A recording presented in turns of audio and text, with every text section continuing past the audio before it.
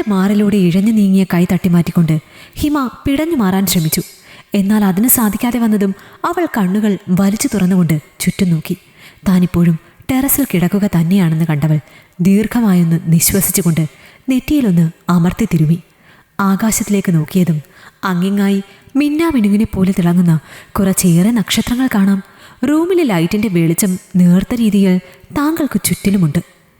അത്യാവശ്യം നല്ല തണുപ്പുണ്ടായിരുന്നത് കൊണ്ട് തന്നെ സമയം പുലർച്ചെയായി കാണണം എന്ന് ചിന്തിച്ചുകൊണ്ടവൾ ഫോണെടുത്ത് സമയം നോക്കി. ശരിയാണ്, സമയം കൃത്യം പുലർച്ചെ 3:20 കണ്ട് ഒന്ന് പുഞ്ചിരിച്ചുകൊണ്ടവൾ അടുത്തു കിടന്ന അരുണിമയെ നോക്കി. ഒരു കൈ മടക്കി അതിൽ തലവെച്ച് ഒരു കൈ തൻ്റെ മാറിലും ഒരു കാൽ തൻ്റെ വയറ്റിലും കയറ്റി വെച്ചുകൊണ്ട് ബോധമില്ലാതെ തൻ്റെ നേരെ ചെരിഞ്ഞു കിടക്കുന്നവളെ കണ്ട് പുഞ്ചിരിയോടെ ഹിമ അവളെ ഒന്ന് നന്നായി പുതപ്പിച്ച ശേഷം തന്നോട് ചേർത്ത് കെട്ടിപ്പിടിച്ചു കിടന്നു.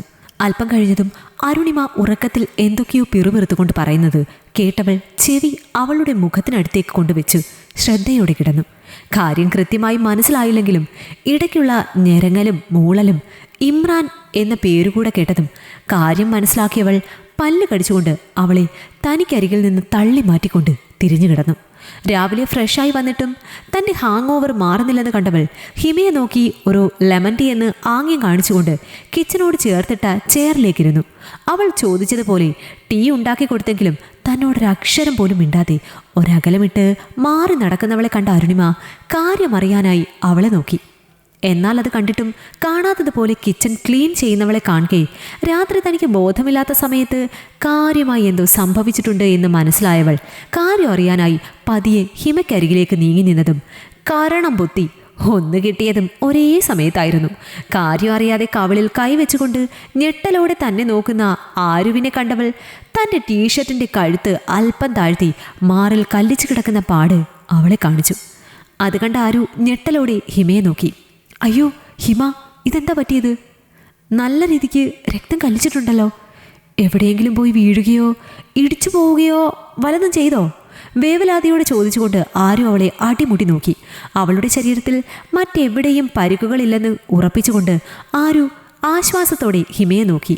ഈ പാട് വന്നത് എങ്ങനെയാണെന്ന് നിനക്കറിയില്ല അല്ലേടി? ഇല്ലടാ, ഇതെന്താ പറ്റിയത്? കണ്ടിട്ടിത് ആരോ കടിച്ചതുപോലെ തോന്നുന്നുണ്ടല്ലോ. തന്നെ ദേഷ്യത്തോടെ നോക്കുന്ന ഹിമയെ നോക്കി ആരോ നിഷ്കളങ്കമായി ചോദിച്ചു. കടിച്ചതുപോലെയല്ല, കടിച്ചത് തന്നെയാ. കടിച്ചെന്നോ? ആരാ നിന്നോടിങ്ങനെ കാണിച്ചത്? നമ്മുടെ വീട്ടിൽ കയറി വന്ന് നിന്നോടിങ്ങനെ കാണിക്കാൻ ആർക്കാ ധൈര്യം? ഇന്നലെ സൈഡായതുകൊണ്ട് ഞാൻ ഒന്നും അറിഞ്ഞില്ല. അല്ലായിരുന്നെങ്കിൽ ഇത് ചെയ്തത് ആരായാലും ഞാൻ അവനെ ആ സെക്കൻഡിൽ കൊന്നേനെ. കണ്ണു നിറച്ചുകൊണ്ട് ദേഷ്യത്തോടെ പറയുന്നവളെ കണ്ട് ഹിമ പല്ല് കടിച്ചുകൊണ്ട് അവളുടെ പുറം നോക്കി ഒന്നുകൂടെ കൊടുത്തു. നിന്നിടത്ത് നിന്ന് ഒന്ന് ചാടിക്കൊണ്ട് ആരു വേദനയോടെ ഹിമയെ തുറിച്ചു നോക്കി. ഇതാരാ ചെയ്തതെന്ന് നിനക്കറിയില്ല അല്ലേ? അവളുടെ ഒരു ഇമ്രാൻ ഹാഷ്മി പാതിരാത്രി കള്ളും കുടിച്ച് ബോധമില്ലാതെ എൻ്റെ നെഞ്ചത്തോട്ട് ആഷിഖ്ബാനായ കളിക്കാൻ വന്നത് നിനക്ക് ഓർമ്മയില്ല അല്ലേടി പുല്ലേ? പറഞ്ഞതൊന്നും മനസ്സിലാക്കാതെ കണ്ണ് തുറപ്പിച്ചുകൊണ്ട് തന്നെ നോക്കുന്ന ആരുവിനെ കണ്ടവൾ വയറിൽ ചുവന്ന് തിണർത്ത് കിടക്കുന്ന കൈയടയാളം കാണിച്ചു കൊടുത്തുകൊണ്ട് അവളെ നോക്കി ദഹിപ്പിച്ചു. കാര്യങ്ങളുടെ കിടപ്പുവശം ഏതാണ്ട് മനസ്സിലായവൾ ഒരു ചമ്മിയ ചിരിയോടെ ഹിമയെ നോക്കി. അവൾ ടെറർ മോഡ് ഓണായത് തന്നെയാണെന്ന് കണ്ടവൾ ഒരു നിമിഷം തലേ ദിവസം രാത്രിയിലേക്ക് ഒന്നുപോയി. ഡീ, ഇത്രയൊന്നും എടുത്തു വെക്കണ്ട, 2 എണ്ണം മതി. ബാക്കി നീ ആ ഫ്രിഡ്ജിലേക്ക് തന്നെ എടുത്തു വെച്ചേ. ടേബിളിൽ നിരത്തി വെച്ച 6 ബിയർ ബോട്ടിൽ കണ്ട ഹിമ കണ്ണു വീഴ്ചുകൊണ്ട് ആരുവിനോട് പറഞ്ഞു. അയ്യടാ, എടുത്തു വെക്കാനോ? അതൊന്നും പറ്റില്ല. ഇന്ന് 6 എണ്ണം വാങ്ങിച്ചത് തന്നെ. നിനക്ക് 3 എനിക്ക് 3 എന്ന് കരുതിയിട്ടാ. ഡി, നീ ചുമ്മാ ഇരുന്നേ. നാളെ സൺഡേ ആണെന്ന് കരുതി നീ ഓരോന്നും ചെയ്തു കൂട്ടല്ലേ. നാളെ ഇവിടെ മുഴുവൻ ക്ലീൻ ചെയ്യാനുള്ളതാ. അതൊക്കെ നാളെ ചെയ്യാം. ഇന്ന് നമുക്ക് ബോധമില്ലാതെ ഒന്ന് ഉറങ്ങാം. 6 ദിവസത്തെ ക്ഷീണമുണ്ട്.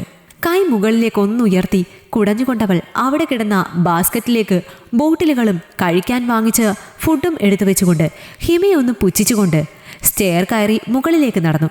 ഒരു ബിയർ കഴിഞ്ഞപ്പോൾ ഫുഡ് കഴിച്ചുകൊണ്ട് ഫോണിൽ തോണ്ടിക്കൊണ്ടിരിക്കുന്ന ആരു ആഷിഖ്ബാനായ എന്ന പാട്ട് കേട്ടതും യൂട്യൂബിൽ കയറി വീഡിയോ ഓൺ ചെയ്തു. കിക്കായി തുടങ്ങിയ അവൾ വീണ്ടും വീണ്ടും ആ പാട്ട് റിപ്പീറ്റ് കണ്ടുകൊണ്ടിരുന്നു. ഓർമ്മയിൽ നിന്ന് തിരികെ വന്നതും തൻ്റെ നഖത്തിൻ്റെ ഭംഗി നോക്കിക്കൊണ്ടവൾ ഹിമയെ മറികടന്നു പോകാൻ തുടങ്ങിയതും അവൾ കയ്യിലിരുന്ന സ്പൂണ് കൊണ്ട് ആരുവിൻ്റെ തലയിൽ നന്നായി ഒരു കൊട്ടുകൊടുത്തു. വേദനിച്ചില്ലെങ്കിലും ഇതൊന്നും തന്നെ ബാധിക്കില്ല എന്നുള്ള അർത്ഥത്തിൽ അവൾ ഹിമയെ ചേർത്ത് പിടിച്ചുകൊണ്ട് അവളുടെ ചുമലിലേക്ക് തല താങ്ങി നിന്നു. ഇന്ന് രാത്രി ഇനി ആരുമായ ഡ്യുവറ്റ് എന്നാവല്ലേ ആലോചിക്കുന്നത്? തന്റെ തോളിൽ ചാരി എന്തോ ചിന്തിക്കുന്നവളെ കണ്ട ഹിമ പുച്ഛത്തോടെ തിരക്കി. അതെ, ഇന്ന് 2 ബിയർ അടിച്ചിട്ട് മറ്റേ വീഡിയോ കണ്ടാലോ എന്നാ ഞാൻ ആലോചിക്കുന്നത്. ഒന്നുമില്ലെങ്കിലും നിനക്ക് ബോയ് ഫ്രണ്ട് ഒന്നും ഇല്ലാത്തതല്ലേ? അപ്പോൾ പിന്നെ ഇങ്ങനെയൊക്കെയെങ്കിലും നീ ആ സുഖമൊന്നും അറിയൻ്റെ മോളെ.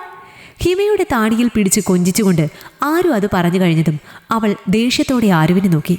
കള്ളച്ചിരിയോടെ തന്നെ നോക്കുന്നവളെ കണ്ട ഹിമ ദേഷ്യത്തോടെ അവളെ നോക്കി കണ്ണു തുറപ്പിച്ചു. ദേഷ്യത്തോടെ തന്നെ നോക്കുന്ന ഹിമയെ ഒന്ന് ചുണ്ട് കടിച്ച് കാണിച്ചുകൊണ്ടവൾ ഒരു വല്ലാത്ത ഭാവത്തിൽ അവളെ നോക്കി. അത് കണ്ടതും അവളെ തനിക്കരികിൽ നിന്ന് തള്ളി മാറ്റി നിലത്ത് കിടന്ന ചൂലുമായി ഹിമ ആരുവിന് നേരെ ഓടി. അത് കണ്ടതും അപകടം മനസ്സിലായവൾ ഒരു നിമിഷം പോലും പാഴാക്കാതെ മുറ്റത്തേക്കിറങ്ങി ഓടിക്കഴിഞ്ഞിരുന്നു. വീട് മുഴുവൻ ക്ലീൻ ചെയ്ത് കഴിഞ്ഞതും 2 പേരും തളർച്ചയോടെ വെറും നിലത്ത് ചടഞ്ഞിരുന്നു.